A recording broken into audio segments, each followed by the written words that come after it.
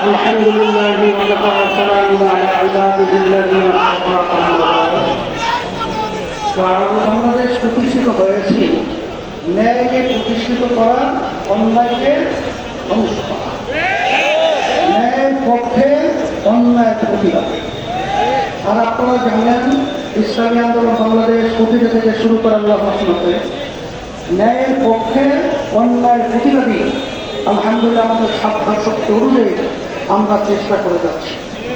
তারই একটা অংশ হিসাবে আল্লাহ রাসূল সাল্লাল্লাহু আলাইহি ওয়াসাল্লাম বলেছেন যে তামাম দুনিয়ার মুসলমান যার জাসাতে একটা শরীরের যে কোনো জায়গায় আঘাতপ্রাপ্ত হবে, যেরকম সর্বত্র তার আঘাতের ব্যথাটা ছড়িয়ে পড়ে। আজকে ফিলিস্তিনের মধ্যে আমাদের মুসলমানদের উপরে, আমার মাদের উপরে, আমার বোনদের উপরে, আমার মায়ের উপরে, সন্তানদের উপরে যেভাবে নির্মমভাবে হত্যাযজ্ঞ নির্যাতন পরিচালনা করা হচ্ছে, জালেমদের পক্ষ থেকে ইসরাইল জালেম।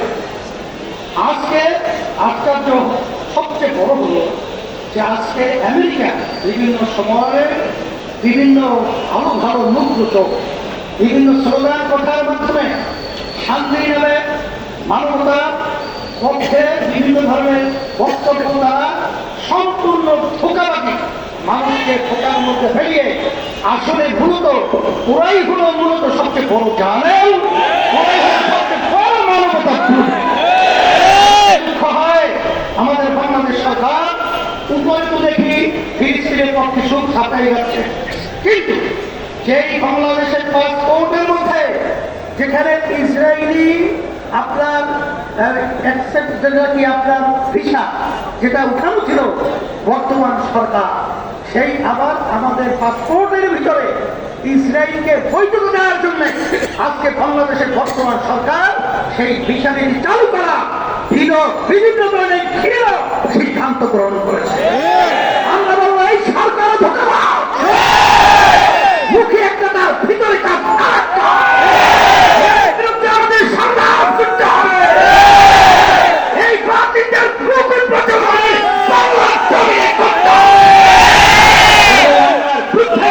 আমাদের অবস্থান যদি তৈরি করতে পারি, আল্লাহ রহমতে যখন হক আসবে বাতিল পালাতে বাধ্য হবে।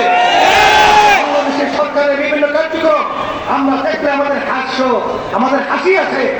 আজকে বিভিন্ন বড় বড় অফিসার যারা বড় দায়িত্ব পালন করেছিল তাদেরকে ক্ষমতায় নিয়েছিল বর্তমান সরকার।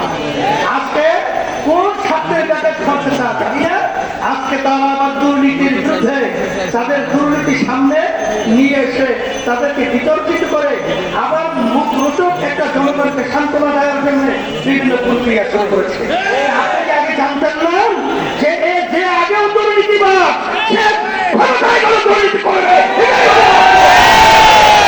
এই হিসাবে আজকে আমরা আমাদের ইমান রক্ষার জন্য আমার আজকে মাধ্যম ভাইদের, আমার বোনদের, আমার বাচ্চাদের পক্ষে থাকার জন্য আজকে আমরা মাঠে তাদের পক্ষে এবং অন্যায়ের বিরুদ্ধে আজকে আমরা মিছিল অংশগ্রহণ করব এবং সবসময় আমরা ন্যায়ের পক্ষে অন্যায়ের পক্ষে বিরুদ্ধে অবস্থান তৈরি করব।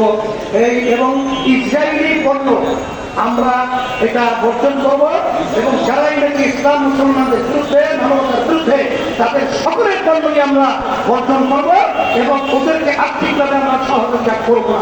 এই আশীর্বাদ ব্যক্ত করছি। সকলকে ধন্যবাদ।